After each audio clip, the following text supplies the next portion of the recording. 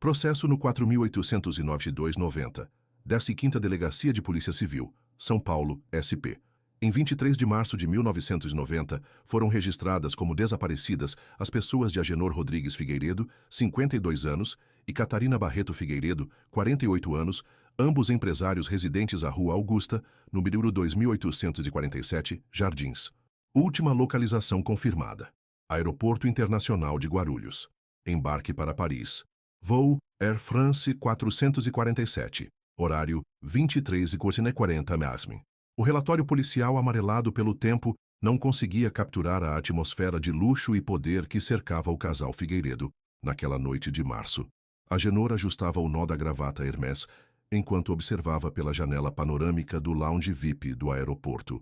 Suas mãos, acostumadas a assinar contratos milionários, tremiam levemente. Um detalhe que apenas Catarina notara. "Você está nervoso", murmurou ela, alisando o casaco de lã italiana que custara mais do que muitos brasileiros ganhavam em um ano. Catarina tinha o dom de perceber nuances que outros ignoravam. Talvez por isso fosse tão eficaz nos negócios da família. "Não é nervosismo", respondeu Agenor, a voz grave ecoando no ambiente requintado. "É expectativa. A viagem a Paris fora planejada há meses. Oficialmente, tratava-se de uma expansão dos negócios da Figueiredo em associados para o mercado europeu. A empresa, que começara como uma pequena construtora nos anos 60, havia se transformado em um império que abrangia desde incorporação imobiliária até importação de materiais de construção.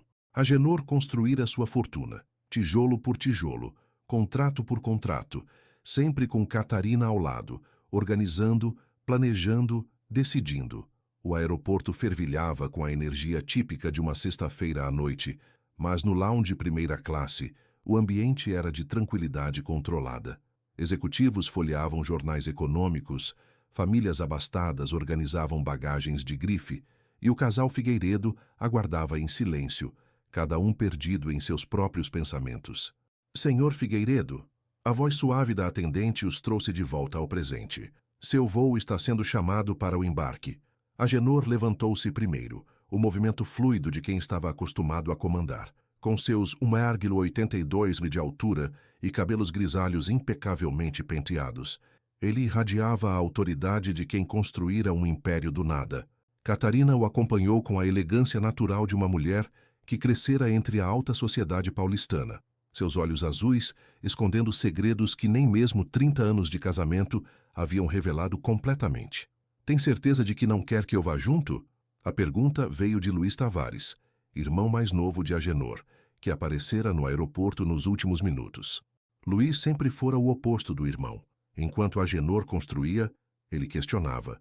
Enquanto Agenor decidia, ele hesitava. Aos 47 anos, trabalhava na empresa mais por obrigação familiar do que por vocação. "Essa reunião precisa ser apenas nós dois", respondeu Agenor, colocando a mão no ombro do irmão. "Você fica cuidando de tudo aqui. Qualquer coisa, liga para a Marlene. Ela sabe onde estão os documentos importantes."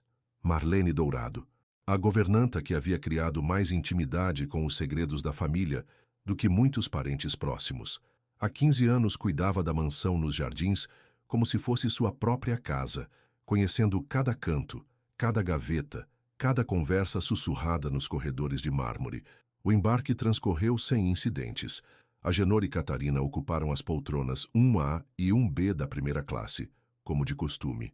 O comissário de bordo, treinado para atender à elite mundial, notou apenas que o casal parecia mais reservado que o habitual, trocando poucas palavras durante o serviço de jantar. "Champanhe, senhor Figueiredo." "Não, obrigado, apenas água." Era incomum. Agenor sempre aceitava champanhe em voos internacionais, uma pequena celebração pelo sucesso que o levara tão longe de suas origens humildes no interior de São Paulo. Naquela noite, porém, ele parecia absorto em documentos que retirava metodicamente de uma pasta de couro preto. Catarina folheava uma revista francesa, mas seus olhos não acompanhavam as palavras.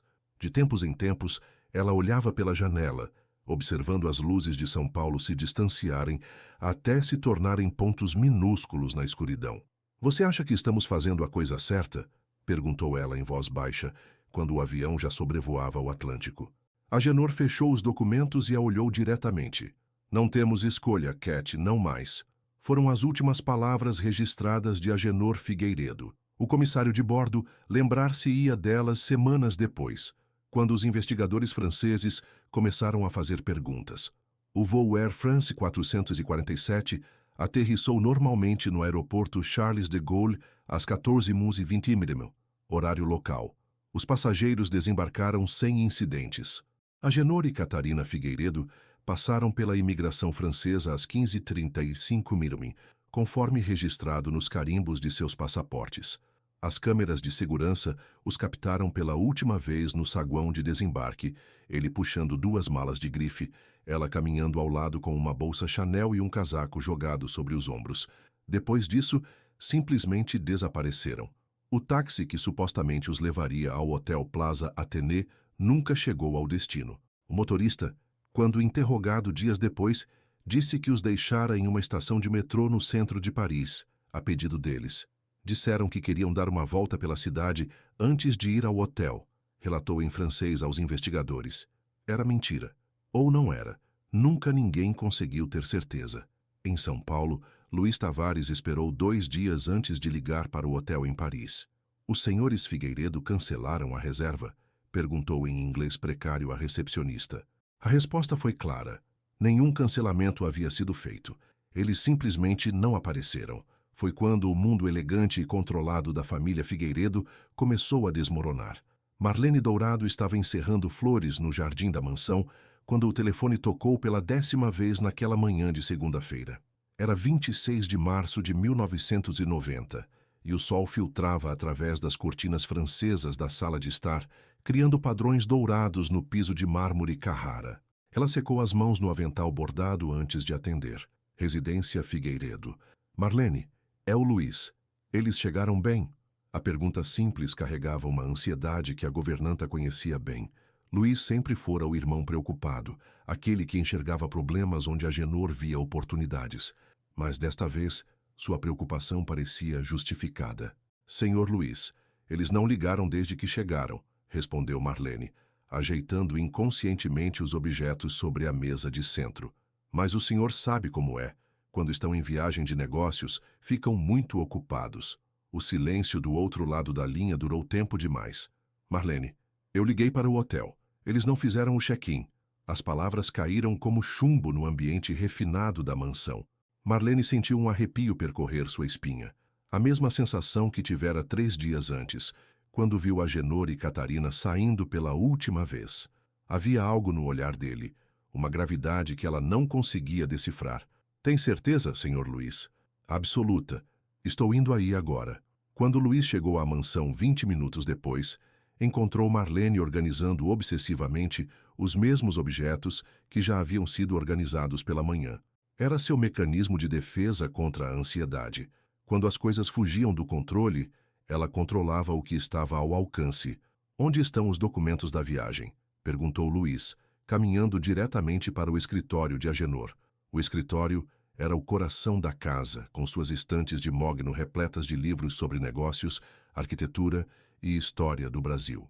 A mesa de trabalho, imponente peça de madeira maciça, estava impecavelmente organizada, característica obsessiva de Agenor. Cada papel tinha seu lugar, cada documento sua pasta específica. Marlene o acompanhou, suas mãos tremendo levemente ao abrir a gaveta principal. Aqui estão as reservas do hotel, os bilhetes, tudo como o senhor Agenor deixou. Luiz examinou os documentos com crescente inquietação. Tudo parecia normal. Reservas no Plaza Athénée para 5 dias, reuniões agendadas com investidores franceses, até mesmo reservas em restaurantes renomados. Mas algo não se encaixava. Marlene, disse ele, olhando diretamente para a governanta. Eles disseram alguma coisa antes de partir. Qualquer coisa que parecesse estranha. A mulher de 54 anos, que havia dedicado 15 anos de sua vida àquela família, hesitou. Suas mãos alisaram nervosamente o avental, enquanto ela buscava as palavras certas. Na noite anterior à viagem, ouviu uma discussão. Admitiu finalmente. Não conseguia entender tudo, mas Dona Catarina estava alterada. Falava algo sobre não poder mais esconder e as consequências. O Sr. Agenor tentava acalmá-la. Dizia que, em Paris, tudo se resolveria. As peças de um quebra-cabeças invisível começavam a se formar na mente de Luiz. Ele conhecia o irmão há toda a vida. Sabia reconhecer os sinais quando Agenor estava envolvido em algo complexo. Mas desta vez, havia sido mantido completamente no escuro. A primeira semana passou em uma névoa de ligações internacionais e contatos com autoridades. Luiz acionou a embaixada brasileira em Paris, contratou um detetive particular francês, até mesmo cogitou viajar pessoalmente para a França. As respostas, porém, eram sempre as mesmas. Nenhum rastro do casal após a saída do aeroporto. É como se tivessem evaporado, disse ele a Marlene numa tarde de abril, enquanto caminhava pelos corredores da mansão que agora parecia assombrosamente silenciosa. A alta sociedade paulistana, inicialmente discreta sobre o assunto, começou a sussurrar. No Clube Pinheiros, nos salões do Jockey Club, nas festas nos jardins, o nome Figueiredo era mencionado em conversas baixas, interrompidas quando alguém se aproximava. Ouvi dizer que eles tinham dívidas enormes na França, comentava uma socialite durante um chá beneficente. Bobagem, retrucava outra. A Figueiredo em associados vale uma fortuna, deve ser sequestro. Ou fuga, acrescentava uma terceira voz, sempre em tom confidencial. As especulações ganharam força quando, 6 semanas após o desaparecimento, chegaram as primeiras cobranças. Fornecedores europeus começaram a questionar pagamentos em atraso. Bancos franceses enviaram correspondências sobre garantias não honradas. O que deveria ser uma viagem de expansão dos negócios revelava-se como algo muito mais complexo. Luiz enfrentou a realidade numa reunião tensa com os advogados da família. O escritório Tavares em Mendoza, que atendia a família há 2 décadas, convocou uma reunião de emergência no final de maio. A situação é delicada, explicou o Dr. Fernando Mendoza, ajustando os óculos enquanto folheava uma pilha de documentos.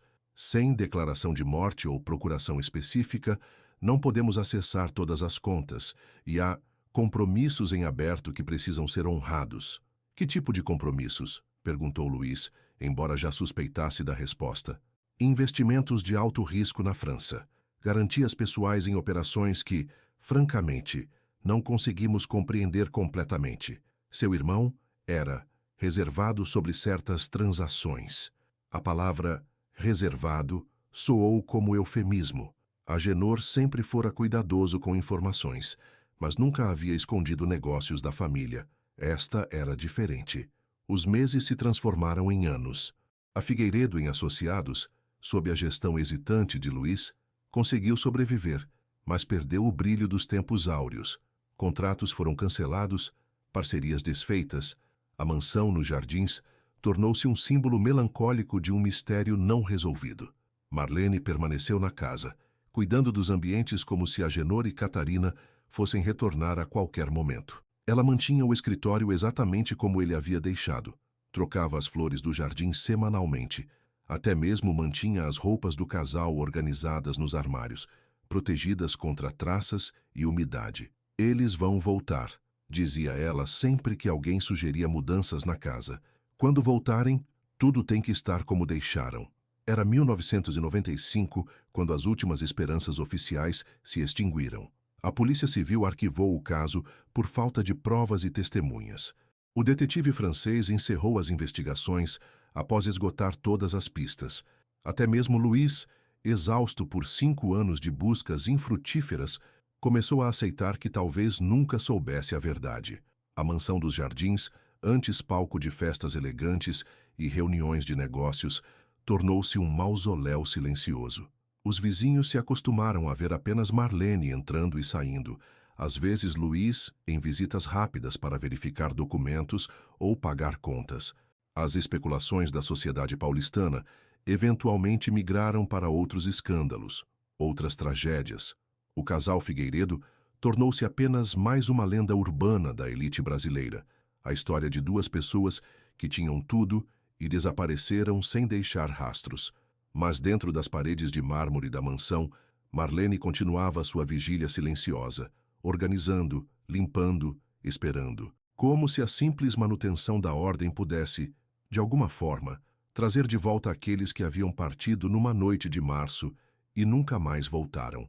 O silêncio dos poderosos havia se tornado ensurdecedor. 32 anos depois do desaparecimento, o barulho das britadeiras ecoava pela Rua Augusta como um lamento mecânico. Era julho de 2022 e a mansão dos Figueiredo finalmente seria transformada. Luiz Tavares, agora com 79 anos e cabelos completamente brancos, havia tomado a decisão mais difícil de sua vida: vender a propriedade para uma incorporadora de luxo.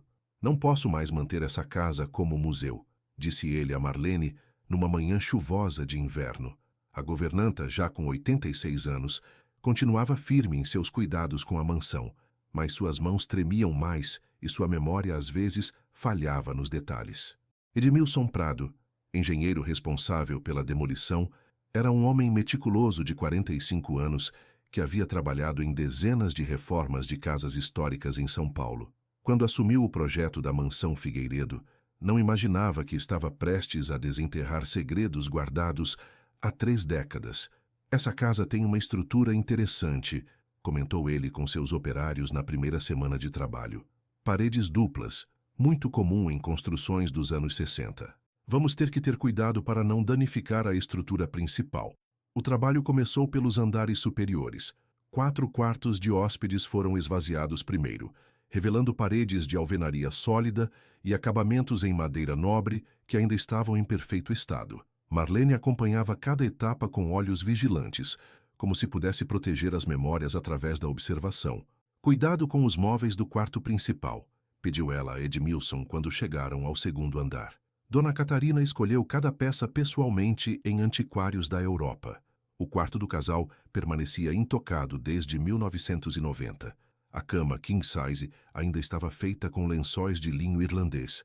As cortinas de seda francesa bloqueavam a luz da tarde, e sobre a penteadeira de mármore, os perfumes importados de Catarina aguardavam em frascos de cristal que nunca mais seriam abertos. Foi quando começaram a trabalhar no escritório de Agenor que algo inusitado aconteceu. «Chefe, tem algo estranho aqui!»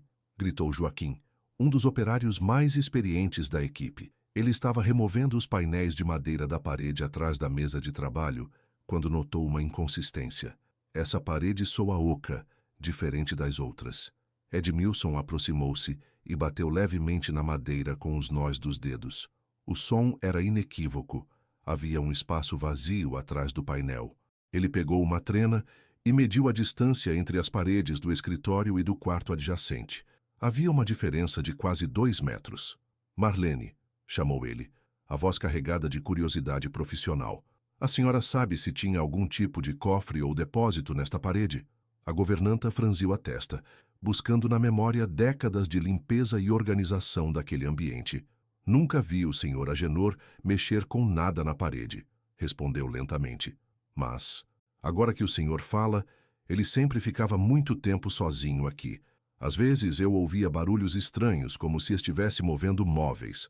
A descoberta de um possível compartimento secreto mudou completamente o ritmo dos trabalhos. Edmilson decidiu proceder com extremo cuidado, utilizando ferramentas de precisão para não danificar o que pudesse estar escondido.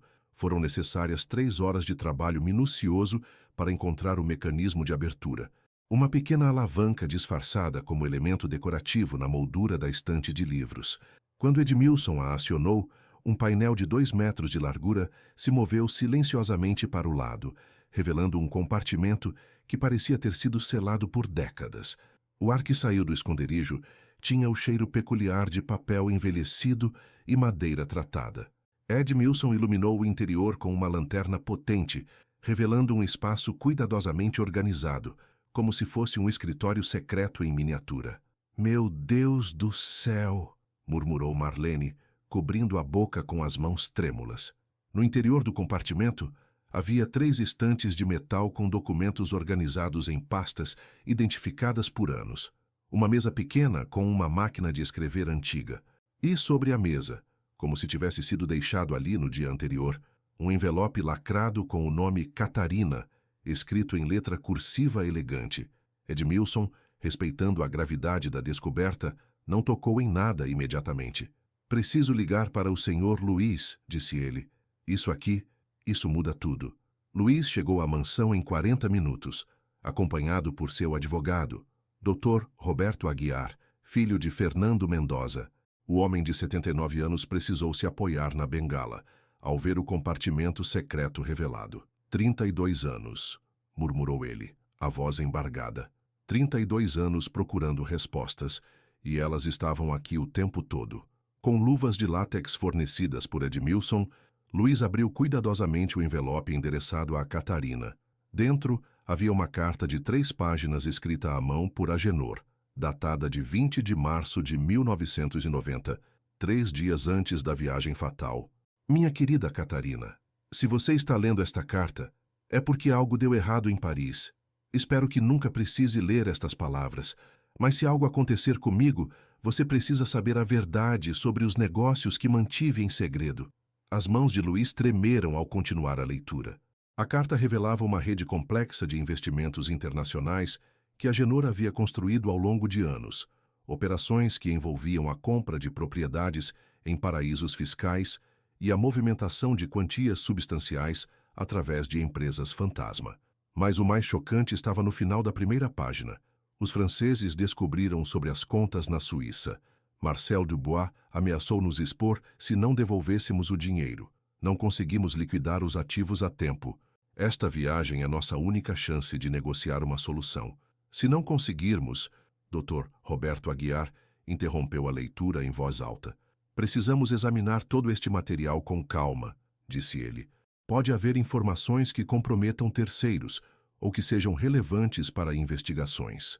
Nas estantes metálicas, as pastas continham documentos que contavam a história paralela de Agenor Figueiredo, contratos em francês, extratos bancários de contas numeradas, correspondências com nomes que Luiz nunca havia ouvido. Era como descobrir que conhecia apenas metade do próprio irmão. Uma pasta específica, marcada como segurança, continha cópias de documentos brasileiros, fotos de propriedades e uma lista manuscrita com nomes e valores. Na margem de uma das páginas, Agenor havia escrito: se algo acontecer, Luiz saberá o que fazer com estas informações. Ele planejou tudo, disse Luiz, folheando os documentos com crescente assombro. Até mesmo nossa reação ao desaparecimento dele. Marlene, que havia permanecido em silêncio durante toda a descoberta, finalmente falou. Eu sempre soube que ele escondia alguma coisa. Nas últimas semanas antes da viagem, ele vinha aqui de madrugada. Eu ouvia os passos, o barulho da máquina de escrever. Achava que estava trabalhando em contratos importantes. O último item encontrado no compartimento foi o mais perturbador. Um pequeno gravador cassete com uma fita identificada como Para Luiz, urgente. Quando a reproduziram no aparelho de som do escritório, a voz de Agenor ecoou pela mansão como um fantasma do passado. Luiz, se você está ouvindo isto, significa que Catarina e eu não voltamos de Paris. Não foi um acidente. Marcel Dubois e os investidores franceses, eles não são apenas homens de negócios. São pessoas perigosas, que não aceitam não como resposta. Tentamos nos proteger, mas talvez não tenha sido suficiente. A gravação durava 12 minutos e revelava um Agenor completamente diferente do empresário confiante que Luiz conhecia. Era a voz de um homem atemorizado, que havia se envolvido em algo muito maior do que podia controlar. Quando a fita terminou, o silêncio no escritório era absoluto. 32 anos de mistério começavam finalmente a se desvendar, mas cada resposta trazia 2 novas perguntas. Edmilson e seus operários, respeitosamente, aguardaram em outro cômodo enquanto a família processava a descoberta. A demolição poderia esperar. Depois de tantos anos, alguns segredos finalmente haviam encontrado a luz. 2 semanas após a descoberta do compartimento secreto, Luiz Tavares sentou-se pela última vez no escritório de seu irmão. Sobre a mesa de mogno, organizados como peças de um quebra-cabeças macabro, estavam todos os documentos encontrados. Dr. Roberto Aguiar havia trabalhado incansavelmente para traduzir os contratos franceses e rastrear as operações bancárias através de contatos internacionais. A história é mais complexa do que imaginávamos, disse o advogado, ajustando os óculos enquanto abria uma pasta volumosa. Sai-se muito mais perigosa. Marlene trouxe café em xícaras de porcelana, o mesmo serviço que usava para servir a Genor décadas antes. Seus movimentos eram mais lentos agora, mas mantinha a mesma elegância discreta de sempre. Ela havia escolhido permanecer para ouvir a verdade sobre as pessoas que dedicara 15 anos de sua vida a servir. Comece pelo início, pediu Luiz, preparando-se mentalmente para descobertas que talvez preferisse não conhecer. Doutor. Roberto abriu o primeiro documento. Em 1985, seu irmão foi contactado por um grupo de investidores franceses liderado por Marcel Dubois. Eles ofereceram a ele a oportunidade de investir em um fundo internacional que prometia retornos de 400% em 5 anos. Isso é impossível, interrompeu Luiz. Era uma armadilha. O que seu irmão não sabia é que Marcel Dubois estava usando o dinheiro de investidores brasileiros para financiar operações ilegais na Europa, lavagem de dinheiro, principalmente. A Genor entrou com $2 milhões inicialmente. O primeiro choque. Luiz nunca soubera de uma quantia tão substancial sendo retirada dos negócios da família. Como ele conseguiu esconder isso de mim? Pelos documentos aqui, ele vendeu 3 propriedades comerciais em São Paulo sem seu conhecimento, usando uma procuração que Catarina assinou. Ela sabia de tudo. A traição financeira doía menos que a traição da confiança. Durante anos, Luiz questionara-se sobre sinais que poderia ter perdido. Agora descobria que havia sido deliberadamente mantido no escuro. Dr. Roberto continuou a reconstrução cronológica.